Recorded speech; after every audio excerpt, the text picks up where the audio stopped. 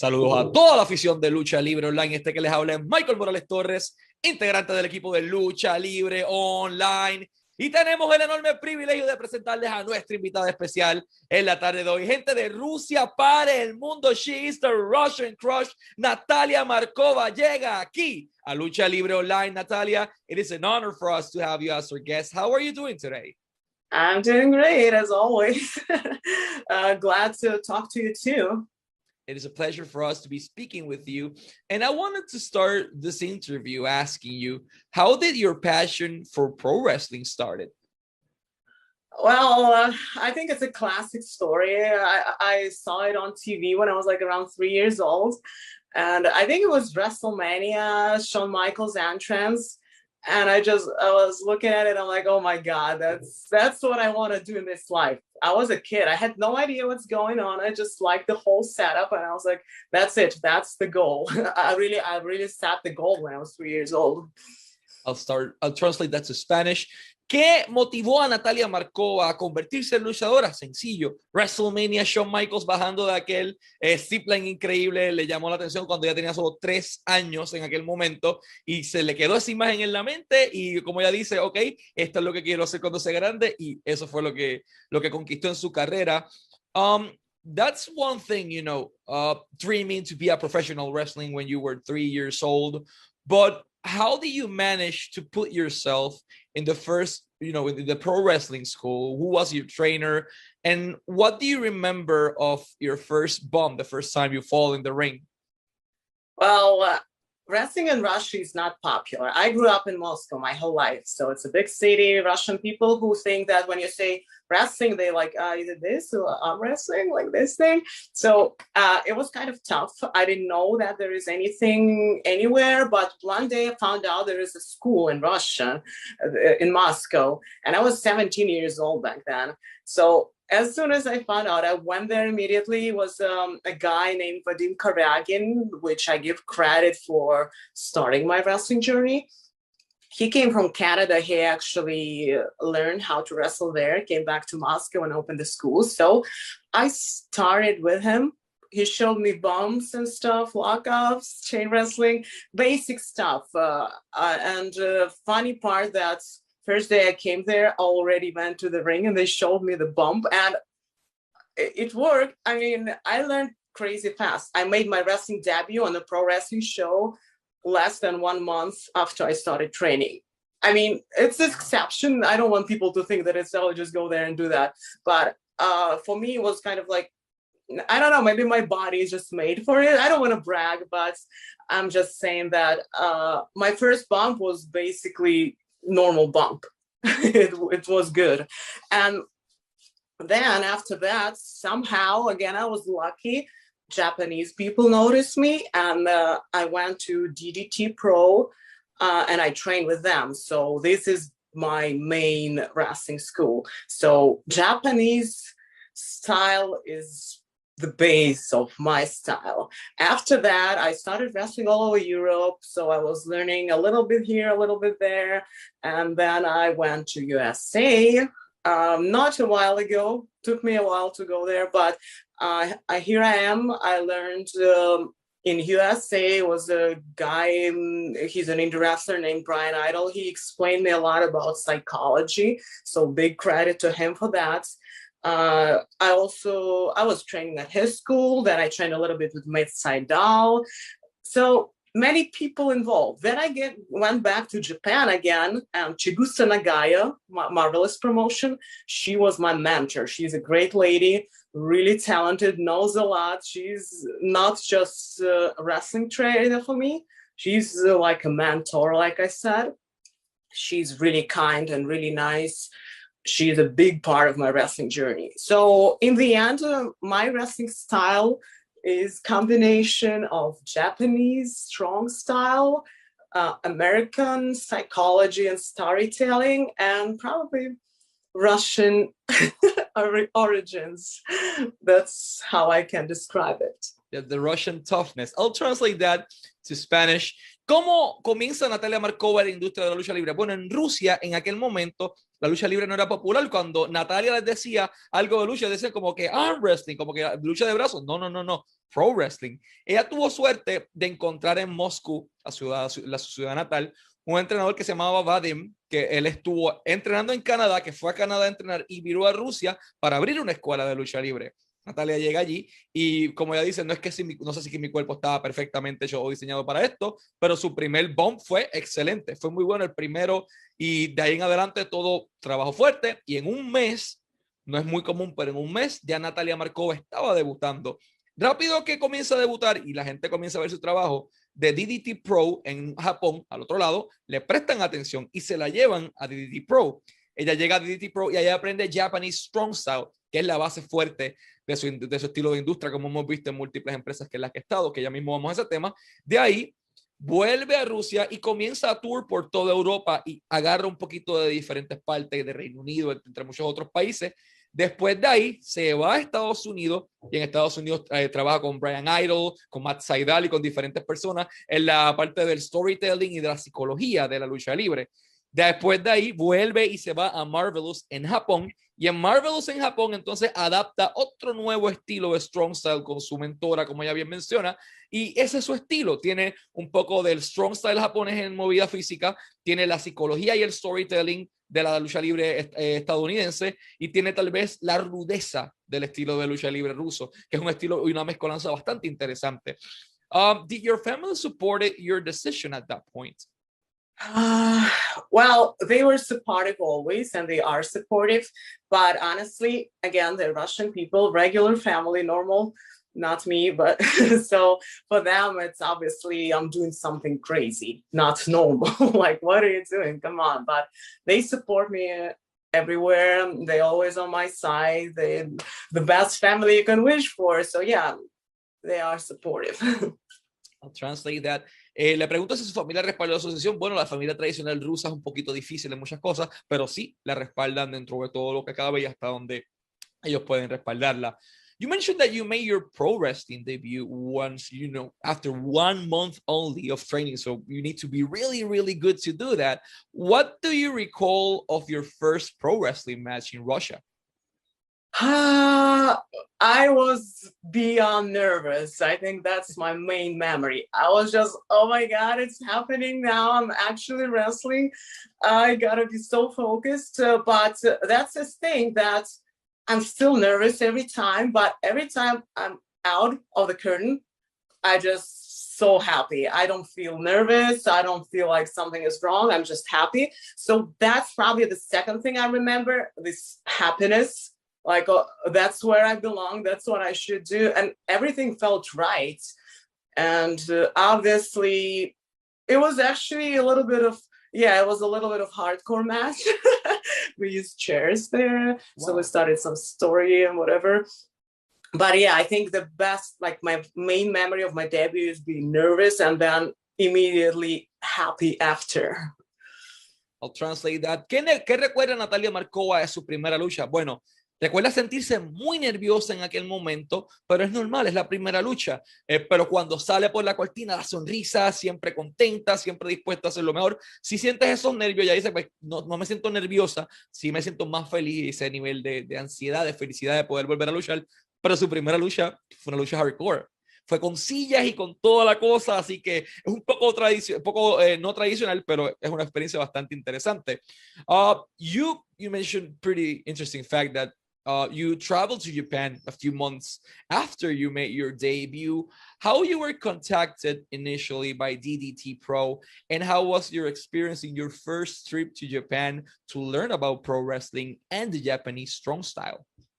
Yeah, probably made it a little more confused than it is. It was not a few months after my debut, it was a few years after. Oh, wow. I wrestled in Russia for a bit, but it's just the first country I wrestled, foreign country I wrestled, except Russia. So yeah, it was Japan. And actually, I don't remember details. I just remember that they were using some other Russian people there. And somehow they saw me too. And they said that they really want to see more of me. So I went there. It was Sanshiro Takagi. He is a really, really good person. And Akira Nagami showed me a lot in wrestling too. Michael Nakazawa was there. So fun fact that I was actually staying with Kenny Omega and El Generico in the same dojo for a bit. So that's a huge thing for me because I recently saw Kenny Omega on AEW when I was doing Dark Elevation with them. It was nice to see him after all these years, and it was good to see that we both ended up somewhere. I mean, he's obviously a successful guy, so I gotta keep up. I'll translate that.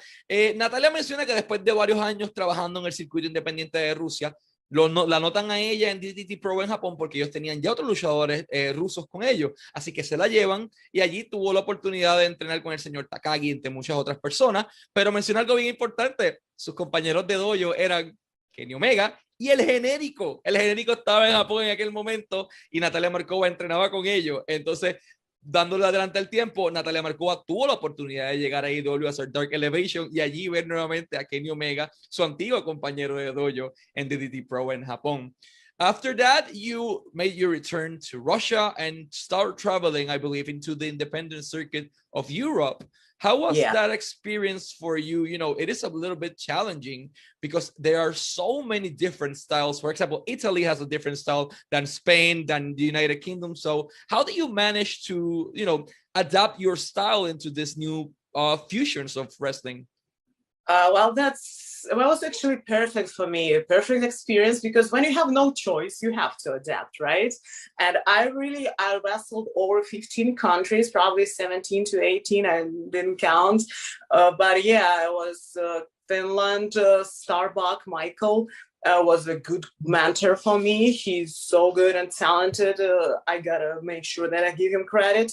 He also taught me a lot about showing personality in the match, that it's not about just being crazy doing flips and stuff. It's more about the person, who you are and your character. So I was there a lot of times in Finland. Slam Wrestling, let's promote them a little bit. Go on YouTube and put Slam Wrestling in there. Then yes, different countries, everyone has their own style, and I'm happy that I had this experience because now I can literally go anywhere I want, wrestle anyone, and I'll be good. I'm still, I would like to learn more. And I never been to Mexico, for example. That's where I would want to go. Puerto Rico, I know a few people from there, so I'd like to go there too.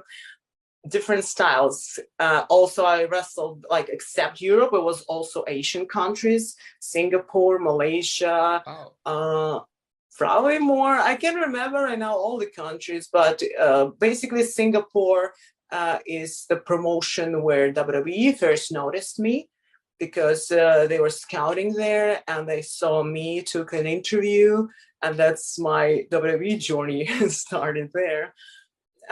Asia is awesome. They have totally unique style compared to Europe, so different, more about like a sport, like an actual sport. Their training there is insane. You gotta do a lot of push-ups, squats, be really athletic. So I'm happy that I got a chance to do both, to have this athletic background plus European storytelling thing. I'll translate that to Spanish. This is a pretty interesting journey. Natalia menciona que ella ya ha luchado entre 17 a 18 países. That's a lot of countries. Ha recorrido el mundo entero. Ha tenido la oportunidad de trabajar en países como Finlandia con Slam Wrestling, que ella menciona. Vayan al canal de YouTube de Slam Wrestling. Ahí han luchado personas como Natalia Markova y Belice, entre muchas otras personas. Así que Slam Wrestling en YouTube. Entre las cosas que ha hecho, su manejador le dijo a ella siempre, ok, muestra tu personalidad, el carisma. Eso va a ser, no todo es el cuadrilátero, muestra personalidad, muestra carisma, muestra psicología, la manera de contar las historias, y eso es lo que hizo. Ha tenido la oportunidad de recorrer el globo terráqueo entero en países como Singapur, como Malasia, pero Singapur en particular fue el primer país en donde WWE la anotó a ella en medio de una entrevista. Ellos vieron una entrevista que le llamó la atención y ahí es que comienza esa travesía de Natalia Markova ya en las grandes ligas. So WWE noticed you on I believe it was in 2017, your first tryout with the company, correct? Yes. So how was your experience? You know, one thing is, okay, this is my dream. Another completely different thing is being inside their building with their people, training in, wow, I mean, you did it. You were there. How was that, if the trial experience for you? It was awesome. At that point, it's kind of transitioned from the dream to the goal. And I think it's better to be this way. Was great experience. Every time I'm at the performance center, and I've been there many times at this point, I learned so much. And actually, the first one went pretty well. I didn't do anything wrong. I never quit on cardio. That's my thing. I never give up. So maybe I can do a little bit wrong wrestling wise, especially back then. I had less experience. I was more green. And I know for a fact I never quit cardio drill. So I was doing that back drill, the legendary one. It was crazy hard. I got to give credit to all those guys in Performance Center because it's really hard. Trust me on that. You need crazy stamina. You need personality to go through. So yeah, I didn't quit on that. But I had another tryout recently, a few weeks ago. And I got to say that it was another great experience for me. So I see that I improved, and that's what makes me happy, because this improvement is what we'll live for. Like, wrestling is about going forward. You cannot just be stuck in your own state and be like, okay, I'm great. I never think I'm great. That's my main problem. Maybe it's good. I always want to be better. So every time I go to Performance Center for whatever reason, every time it's a big, big, big thing for me. I learned so much. William Regal, he was showing basics like classic stuff, locks, different chain wrestling moves. That was huge. So I'm happy that I just got to have this experience. I consider myself really lucky to be there. I'll translate that to Spanish. Natalia llega y hace su primer tryout con WWE en el 2017. En aquel momento tal vez ya está un poquito más verde, pero el cardio, como ella dice, el cardio es lo suyo, nunca me voy a quitar, siempre dio su máximo, mostró su personalidad, mostró el carisma, mostró micrófono, mostró atleticismo, mostró todo lo necesario y los impresionó. Por tanto, ella vuelve nuevamente en el 2021 hace tan solo una semana y tiene la oportunidad de regresar al Performance Center, de darlo todo nuevamente, de dar su 100 con performance como William Regal, como Norman Smiley, entre muchas otras personas que estuvieron allí para colaborarle, y nombres grandes, todo el mundo pendiente, así que tal vez es cuestión de tiempo para que veamos a Natalia en los cuadriláteros de la WWE, quien también quiere luchar en México y Puerto Rico, así que tal vez la veamos por estas áreas del mundo antes de que la firmen. But, you know, after that WWE tryout, something pretty interesting happened. And that's that we saw the promo, the ads for AEW Dark Elevation, and boom, Natalia Markova, the Russian crush, was there. So you were everywhere, Natalia. You were everywhere. How was that experience for you being part of AEW that day? That was another great experience because I'm independent wrestler. So I love wrestling, so I'm here for wrestling. I was happy to be on those shows. It was a great experience too, great atmosphere. My opponent, Layla Hirsch, she's a good wrestler. I really think she's great. I enjoyed the whole experience. It was a good experience. I cannot give you too many details, you know, it's wrestling, but I just... I'm happy that I had a chance to work with the AEW too. I think they're good professionals, really good people, and I'm happy that I got to do that. I'll translate that. Natalia Markova es una luchadora independiente y ella ama la lucha libre. She loves wrestling. Entonces ella va a llegar a donde está la oportunidad. Llega a AEW, se enfrenta a Layla Hirsch, menciona que entiende que es una excelente luchadora, habla muy bien de ella, dice como que no puedo revelar tantos detalles, es lucha, cuida mucho el negocio y es muy celosa con el negocio. Y la experiencia fue buena, le gustaría volver a hacerlo y es cuestión de tiempo para que veamos algo grande en su camino. You wrestle, as mentioned, in many places, but one that caught my attention, you mentioned earlier before, was Marvelous. That's a company that, you know, you grew so much in there as a pro wrestler.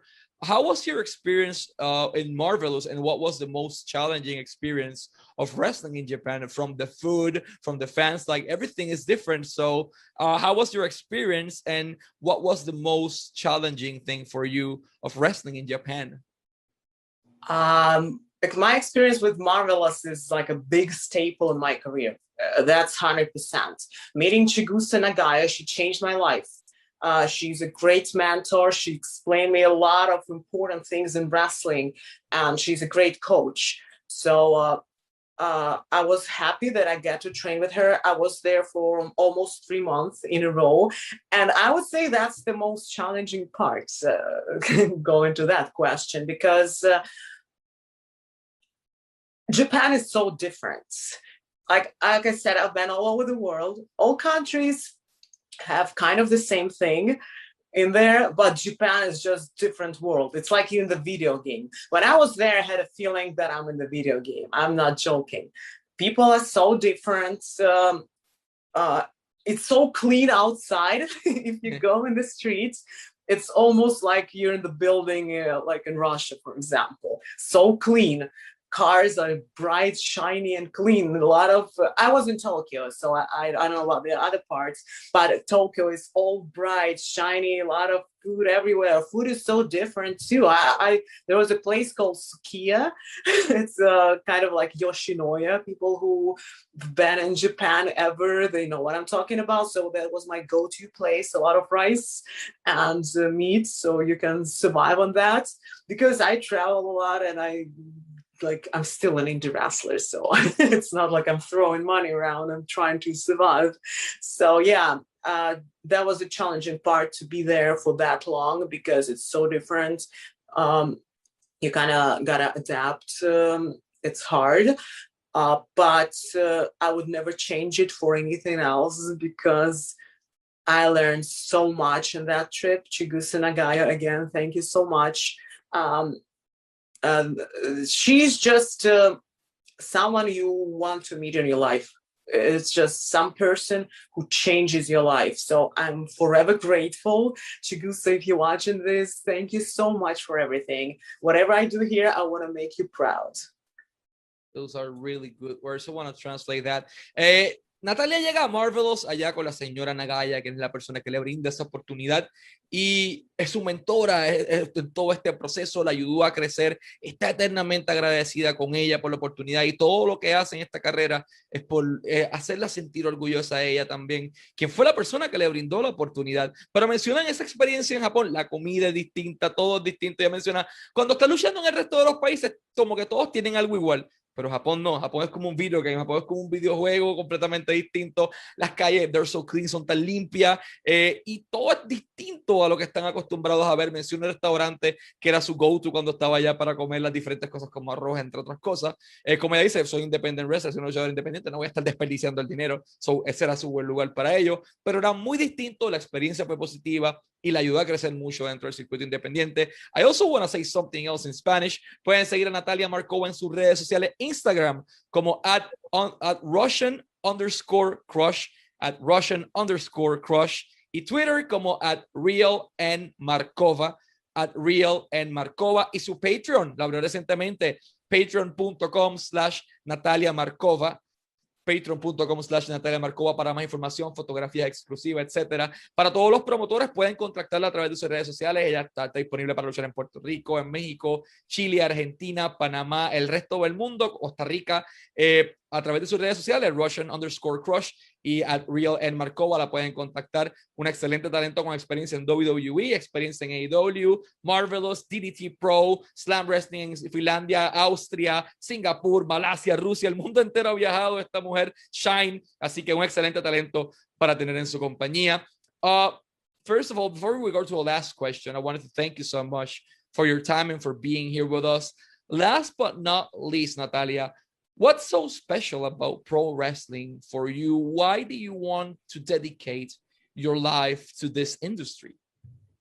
I think wrestling is an art. And when I say that, I'm not just trying to be like using a lot of pathos. I don't know if you know this word, but it's just, maybe it's a Russian thing. I don't know, pathos. whatever. So basically, I really believe that it is an art because you got to combine a lot of things. You got to be really athletic.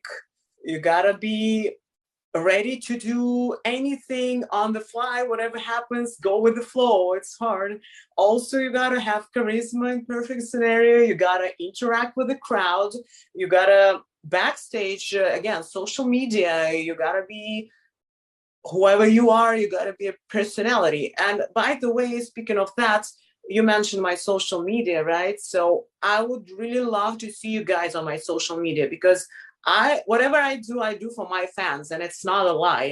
I'm there interacting with you guys. I try to reply as much as I can because you take your time to comment. I take my time to reply. When I see a feedback, that makes me happy because, you know, pro wrestling is nothing without fans. And I think that's another magical part about pro wrestling. It's not just like you go somewhere. I'm not trying to discredit other activities, but I'm saying if you do a movie, you do the movie, but you don't really see your audience. You know that people watch it, but you don't see those people. But I do. When it's a live show, which I miss a lot, I can't wait for those to be back. Live show, you feel the energy. It's just, nothing can be compared to that. That's happiness. You feel the energy. People feel your energy, and it's just wrestling magic. So I think that's what makes wrestling unique. I'll translate that to Spanish. ¿Por qué la lucha es tan especial para Natalia Markova? ¿Por qué ella quiere dedicarse el resto de su vida a esta industria? La lucha libre es arte. Es un arte. It's an art. Y como ella dice, no es bluffing, no es nada negativo, es un arte, es real. Tú tienes que tener carisma, tienes que tener personalidad, tienes que interactuar con el público 24/7, tienes que crear esa conexión con la audiencia, atraparlo en tu lucha, con tu arte, tienes que manejar tus redes sociales, tienes que trabajar backstage. Es completamente un stage en donde estás trabajando todo el tiempo. Y como ella dice, ella quiere verlos a todos ustedes en sus redes sociales, at Russian_Crush y at Real N Markova en Twitter, para ya seguir interactuando con ustedes, seguir conociendo más de ustedes, pero a ella le encanta esto, espera que con la pandemia y esta situación todo acabe pronto para poder vernos todos en los edificios, en las diferentes luchas, poder compartir todo, pero sí, le encanta ese componente de la industria que es los fanáticos. Ella dice como que no es por quitarle el mérito al resto de las disciplinas, pero la lucha libre o el wrestling tiene algo tan especial y eso, esa conexión con los fanáticos, y ella está verdaderamente agradecida con todos ustedes por el respaldo. Natalia, in the name of Lucha Libre Online and the Latin American community, thank you so much for your time. Always wishing you success in your personal life and in your career. And yeah, let's hope to see you, fingers crossed, soon, either on AEW or on Impact Wrestling or WWE or Ring of Honor, Mexico, Puerto Rico, the whole world. We want to see more of you. So thank you so much for your time. Thank you so much, too, for having me. It was a really pleasure to talk to you, to share my stuff with people, and thank you very much. Thank you. Y estas fueron Natalia Markova y Michael Morales Torres para Lucha Libre Online, la marca número 1 de Pro Wrestling y Combat Sports en español.